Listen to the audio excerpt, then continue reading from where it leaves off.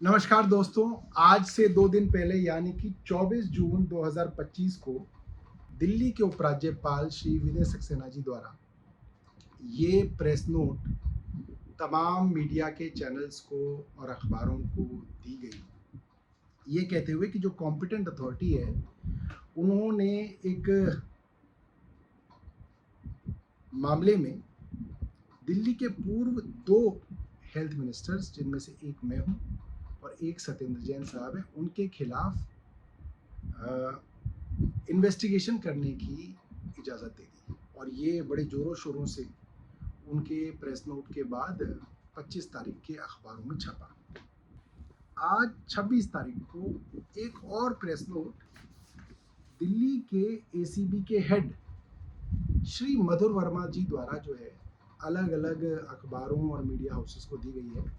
इसमें उन्होंने कहा है कि भाई उन्होंने दिल्ली के 2 पूर्व स्वास्थ्य मंत्रियों के खिलाफ जो है एसीबी ने मुकदमा दर्ज कर लिया है और उन्होंने जांच शुरू कर दी है। उस जांच में किन अफसरों पर मुकदमा है वो कोई नहीं है, किन लोगों पर मुकदमा है वो कोई नहीं है, मगर हाँ 2 मंत्रियों के नाम उस मुकदमे में लिख दिए गए हैं। मजेदार बात यह है कि इन दोनों मामलों में, इन दोनों ही प्रेस नोट्स में ये लिखा गया है कि ये अस्पतालों के जो प्रोजेक्ट्स थे, करीब 24 अस्पतालों से संबंधित प्रोजेक्ट थे, ये 2018-19 में सैंक्शन किए गए, 2018-19 में। और एक हॉस्पिटल प्रोजेक्ट जो कि 7 आईसीयू हॉस्पिटल से संबंधित था कोरोना के समय में, 2021 में वो सैंक्शन किया गया। अब मैं तो मार्च 2023 में मंत्री बना हूं।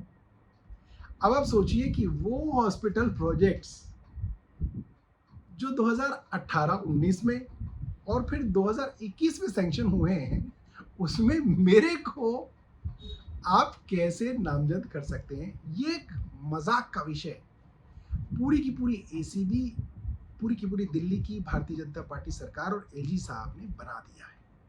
दूसरा एक और पॉइंट जो है, जो एलजी साहब ने भी अपने प्रेस रिलीज में लिखा और आज जो प्रेस रिलीज आई है मधुर वर्मा जी की, उसमें लिखा गया है कि साहब एक हॉस्पिटल इंफॉर्मेशन मैनेजमेंट सिस्टम बनना था, जिसकी अनाउंसमेंट 2016-17 में दिल्ली की सरकार ने की और वो भी नहीं बना।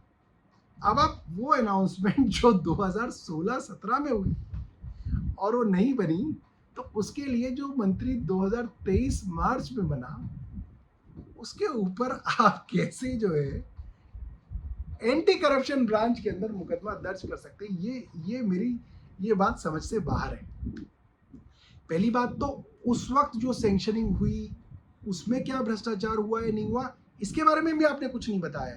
आप एफआईआर की कॉपी छपा रहे हैं क्योंकि आपको लगता है कि अगर आप एफआईआर बता देंगे तो आपका ये जो पूरा का पूरा खेल है खुल जाएगा। इसलिए कभी एलजी साहब प्रेस नोट दे रहे हैं, कभी एसीबी के चीफ जो है वो प्रेस नोट दे रहे हैं, मगर एफआईआर नहीं दी जा रही।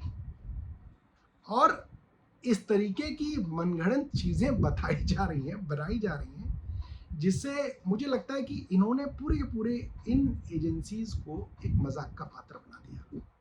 अगर डिले, प्रोजेक्ट की डिले के लिए भी जिम्मेदारी तय होनी चाहिए तो बहुत अच्छी बात है, होनी चाहिए, मगर प्रोजेक्ट डिलेज तो सरकार के अंदर पता नहीं कितने सारे होते हैं। केंद्र सरकार की अपनी रिपोर्ट है 2023 की कि उनके 53% प्रोजेक्ट, जिसमें करीब 800-850 प्रोजेक्ट हैं, वो डिले हुए। उसमें करीब 4.5 लाख करोड़ रुपए का कॉस्ट ओवररन हुआ। बुलेट ट्रेन जो प्रधानमंत्री जी का पेट प्रोजेक्ट है, वो 2015 में शुरू हुआ और 2023 में वो पूरा होना था।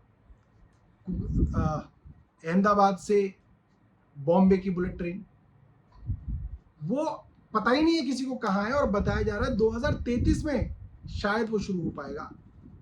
मतलब 10 साल की डिले है और प्रोजेक्ट कॉस्ट भी उसकी वजह से 90 से 100% तक बढ़ेगा।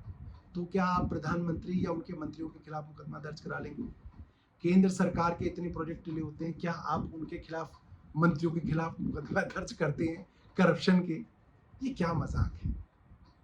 और ये कब तक ये जो है इन इन इन झूठी खबरों से जो है आप कोशिश करेंगे कि आप दुनिया को बरगला सकते हैं। मुझे वकीलों ने कहा था कि देखिए आप इस केसेस में मत बोलिए, क्योंकि अगर आप कुछ बोलते हैं तो वो आपकी एक डिफेंस है जो बाहर हो जाती है। आपको अपनी डिफेंस जो है कोर्ट में इस्तेमाल करनी चाहिए।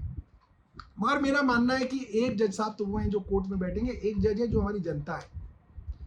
तो बहुत जरूरी है कि इन लोगों के झूठे खेल को रोज हम लोग आपके सामने एक्सपोज करें, और हर स्टेज पे जो ये लोग करेंगे, मेरी कोशिश रहेगी कि इन लोगों को एक्सपोज किया जाए, और इस तरीके से आगे जो ये मुकदमे करेंगे उसके लिए पब्लिक के मन में तैयारी हो, पब्लिक को पता हो कि किस स्तर तक ये लोग गिर सकते हैं।